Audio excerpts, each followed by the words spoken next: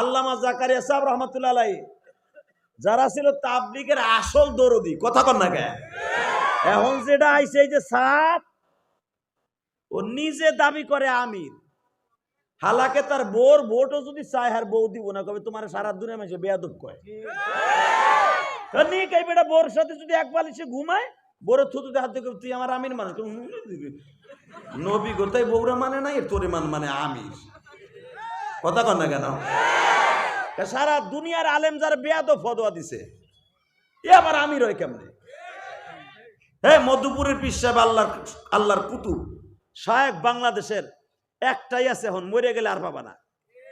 একটাই আছে বাংলাদেশে, রাজপথে লড়াকু সৈনিক, হে কেউরে ভয় পায় না, হে আলটিমেটাম দিয়ে দিছে, যদি এই বেয়াদব গোষ্ঠীর সাথে কোন উপদেষ্টারা তাদের সাথে হয়াল বরে, হয়াল বুঝেন, হ্যার ভাষায় হে কইছে যদি এগুলোর সাথে তালে তাল দেয় তাহলে হাসিনের মতো তাগো অবস্থা হইব। এই কথা কিন্তু বেটাই কইছে এই বয়সে, তাহলে বুঝেন এই ঝাড়িটাকে কম কম শক্তি থাকলে দেয় এই বয়সে। আল্লাহ মনে রাখতে হবে, শোনেন, তাবলীগের বিরোধী উলামা একরাম না, কারণ এই তাবলীগ জামাত সৃষ্টি করছে উলামা একরাম।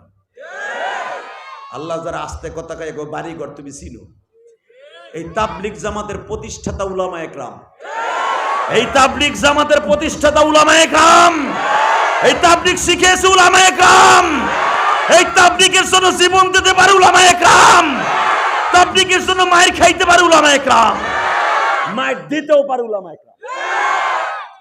মায়ের শেখ হাসিনার আমলে তোমরা আমাকে দিছো, কিছু কই নাই। এবার মাঠে যাইও 6 আর 4 মারবো, এবার মাঠে যাইও ব্যাটিং করব, ব্যাটিং ব্যাট করব, ব্যাট ব্যাট হাতে করে খাড়াই থাকবো। এইবারে দুলাভাইয়ের বলা হুন, যাইস না হুন, ও গেলে আমি ওয়াজি করব না, ওর টাইটা ধরবেটা জামাটা ধরতে টান দিয়ে বহানা 2 মিনিট বহা, পরে যাই যাবগা। ধন্যবাদ তোমার চেয়ারের ভাই, মারহাবা বলেন। তাবলীগ জামাতের প্রতিষ্ঠাতা আমার ইলিয়াস রহমাতুল্লাহ আলাইহি সহ সমস্ত দেওবন্দের উলামা একরাম, কথা বলে না কেন? সাদের প্রত্যেকটা উস্তাদ কইছো বেয়াদব।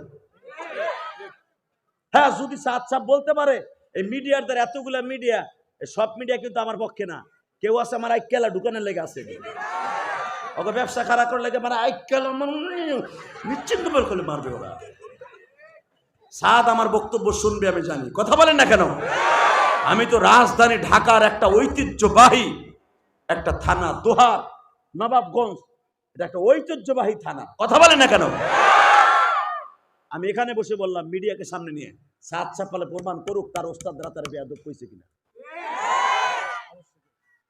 আর যে নিজে নিজেকে বড় দাবি করে ও হলো শয়তানের ভাইরা।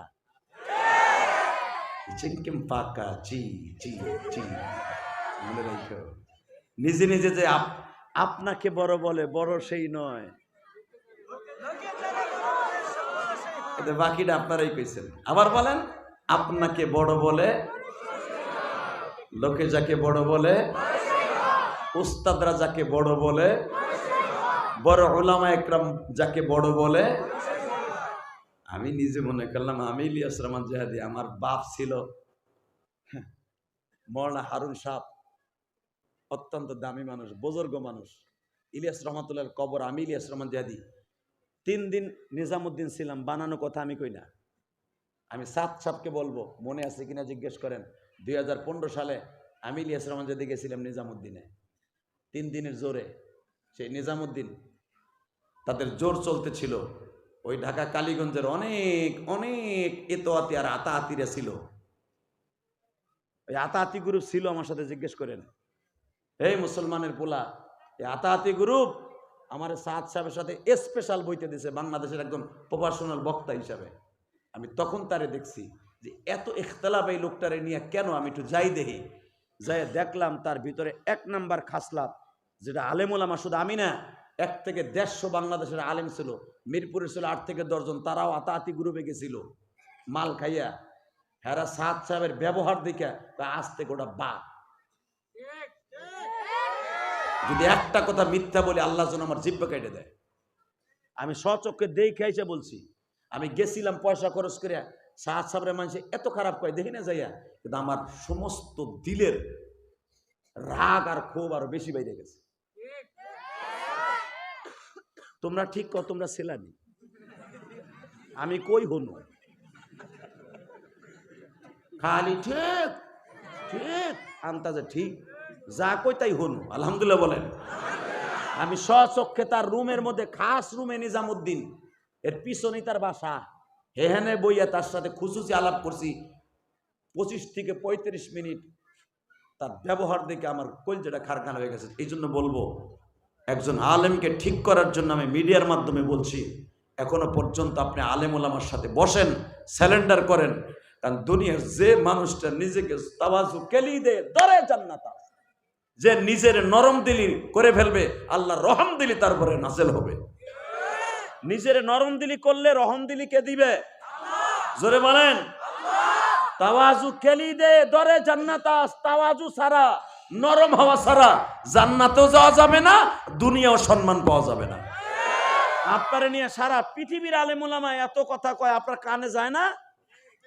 এ শয়তান রে নিয়ে আমার আল্লাহ পর্যন্ত কইছে এটার কাছে যাবা না, ইন্নাহু লাকুম আদুব্বুম মুবিন। শয়তান হন্তাছে না? ও কি লেগে ভালো হয় না জানেন? এইটাই তো জানেন না। আল্লাহ নিজে ভোট দিছে, ও তো গো শত্রু। আল্লাহ যারে বানাইছে, শয়তানরা কে বানাইছে? কে আমার দেশে সরকাররা বানাইছে না? কে বানাইছে? জোরে কন, আরো জোরে। আমারে কে বানাইছে? আদম রে কে বানাইছে? আপনারা কে বানাইছে? সাদ সাহেব কে বানাইছে? ইলিয়াস রহমতুল্লাহ কে বানাইছে? মোল্লা হারুন সাহেব কে বানাইছে?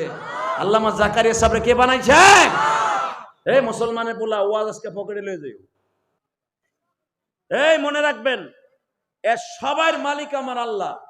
কিন্তু এখানে যে আল্লাহ শয়তান রে বানাইলো, ওই আল্লাহ আবার বলতেছে, আলম আহাদ ইলাইকুম ইয়া বানি আদম আল্লা তা'বুদুশ শাইতান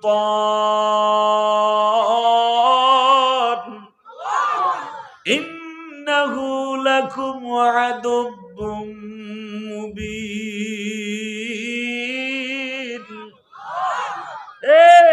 অবশ্যই শয়তান তোকে পরম শত্রু, ওর হাত থেকে বেঁচে থাকিস। কে আল্লাহ যদি ডাক দেয়, শয়তানটা একটা কান মোড়া দিয়ে কয়, এ খুন্নুসের পোলা। কারণ শয়তানের বাপের নাম হলো খুন্নুস, আর মার নাম আদলুস। কথা কর না কেন? জোরে কন। এ খুন্নুস আর আদলুসের পোলা, আজ থেকে ভালো হয়ে যা। দোহারের ওই যে পাকা দাড়িওয়ালারে চাবি দিবি না। চার দোকানে বইয়া খাইলে আলেমকে আইকেলা বাস দেয়, ও যেন আর না দেয়। কথা কর না কেন? এখানে এমনও বুজুর্গ আছে, এই যে সাদ হাতাহাতি গ্রুপ 24 ঘন্টা আলেম ওলামার বিরুদ্ধে কথা কয়। ওরা কি কয় জানেন? কয় আমাদের সাথে আলেম আছে। বাবা, তুমি ডাকাইতের সাথে আলেম আছে, আর আমরা বলি আলেমদের সাথে আমরা আছি।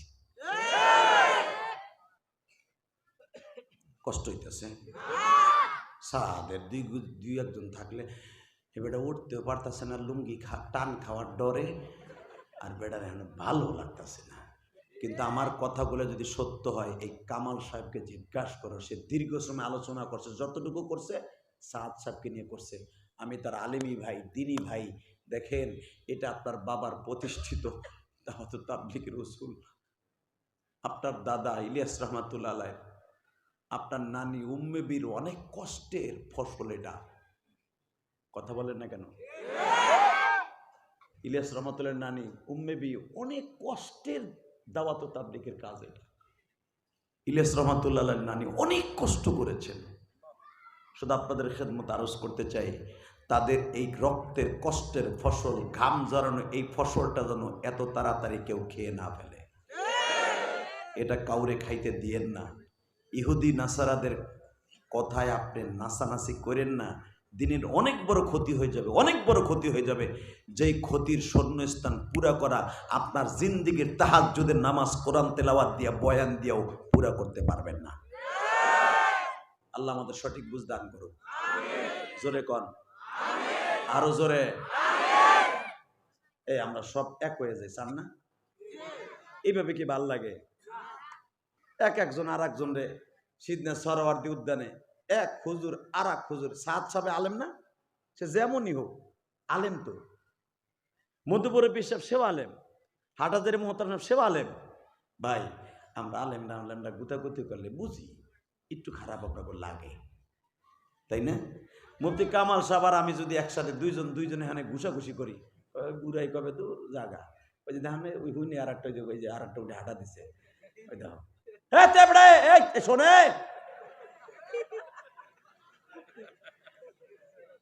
কোন বেতারা জায়গায় বসলাম রে আজকে আমি।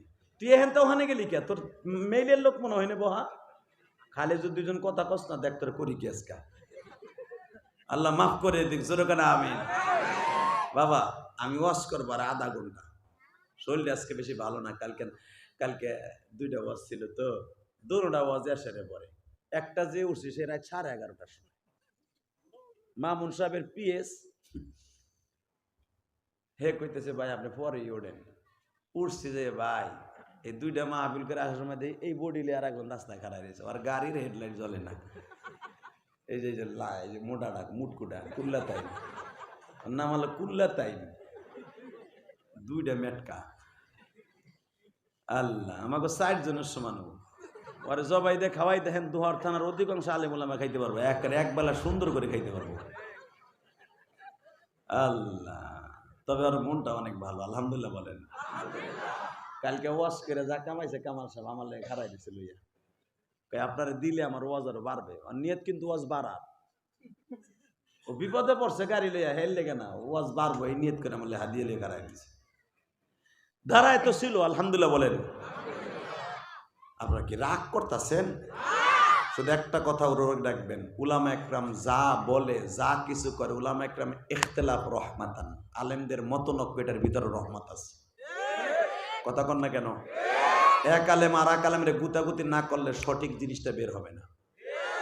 হ্যাঁ, অতএব আমার দিকে তাকান। সাদ সাহেবের কাছে আমি দুইটা পাও ধরে বলবো, আমি আপনার ছোট ভাইয়ের মতো। আমি আপনাকে দেখছি, আপনি আমার বয়সের চাইতে একবারে আমারই বড় না, কারণ আপনার কাছের থেকে আমি দেখছি তো। দাড়ি দুড়ি পাকলে সে বড় ভাই হয় না। কথা কন না কেন? অনেকে দাড়ি ভাই 25 বছরে তার রাহা শুরু করে, তাই না? 35 বছরের সময় একবারে পাইকে উলা বান্দরের মতো হয়ে যায়। আবার এই দেখেন 50 বছরের কাছাকাছি একটাও পায় নাই। আলহামদুলিল্লাহ বলতে পারলেন না? আমি কি এই দোহারে আজকে হিরে চাচা চান্দু চাচা? ও মা গো, আমি আজ থেকে সেই 18-19 বছর আগের থেকে হেনে আহি, যেমনে দেখছেন হেমনি আছি। খালি হয়তো একটু গেটআপ গুটআপ চেঞ্জ হয়েছে আর কি। আগে একটু টাই টুই লাগাইতাম, আল খেললা লাগাই উঠাইতাম, এইটা এখন উঠি না। ওস্তাদ বলছে বাবা এত কিছু দরকার নাই, মুখতাসার কিছু কথা বলবি, সঠিকভাবে বলবি, ইসলামের পক্ষে কথা বলতে যে কাউরে বড় করে কথা বলবি না। শায়েখদের কথা নিয়ে চলতেছে, শুধু একটা কথার উত্তর চাই, আমরা আলেমরা যেন এক হয়ে যাই। জোরে কর, আরো জোরে। এবার আমার দিক তাকান। আল্লামা জাকারিয়া সাহেব রহমতুল্লাহ আলাইহি, ইলিয়াস রহমতুল্লাহ আলাইহির বংশধর। কত বড় বুজুর্গ মানুষ। আমাদের দেশে তো বুজুর্গের অভাব নাই। জোট গিয়া মোট গিয়া মোসালা সালার চড়ালা বান্দরের মতো দেখা যায়, পুরা 3 মাস গোসল করে না। এইটারে পীর কওয়ার দুলা বাইরে বাপ কওয়ার সমান মিয়া। কথা কর না কেন? পুরা বছরের ভিতরে গোসল করে না। যে গোসল করে না ও বুঝি সব জায়গায় ছাসে। মুসলমানের পোলা শুধু একটা কথার উত্তর দেবেন যে মোষ ছাসার টাইম পায় না, ও বাকি জায়গায় ছাসবে কোন সময়? তাহলে এইটারে পীর কওয়া, শয়তানরে পীর কওয়া একরকম। কথা কন না কেন? এটারে পীর কন যাইব না। আর অধিকাংশ আমাদের একবার অবলা মানুষগুলা যাইয়া এই সমস্ত কাছে যে সেজদা দেয়, এইগুলা পীর না। পীর হলো ডাইরেক্ট এমন মধুপুর যান, শায়েখে মধুপুর চলে গেছে আহমদ শফি সাহেব।